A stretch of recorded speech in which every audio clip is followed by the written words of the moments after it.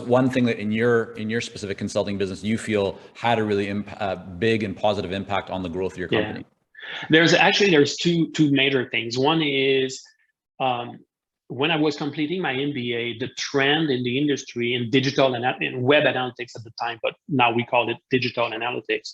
The trend was to say web analytics is so hard, it's so difficult. It's like crying babies saying, "Oh, poor little me, nobody understands me," and so on. And I was like, no, that doesn't make sense, because if we're supposed to use data to optimize the business, to understand the business, it doesn't make any sense to run around like headless chickens and say, "Oh, poor little me, it doesn't work." So I created at the time it was the Web Analytics Maturity Model. Later on, it was renamed.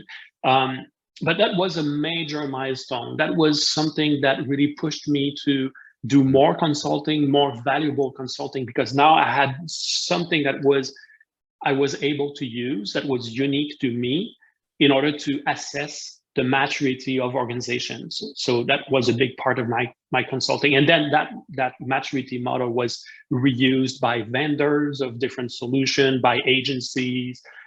It was referenced and cited in many publications.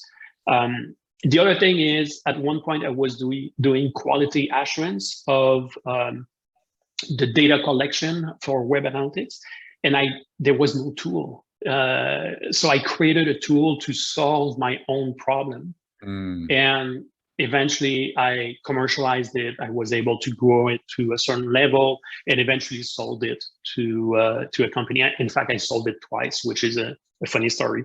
But I created a number of tools like that, and also concepts that I shared with the industry and were reused.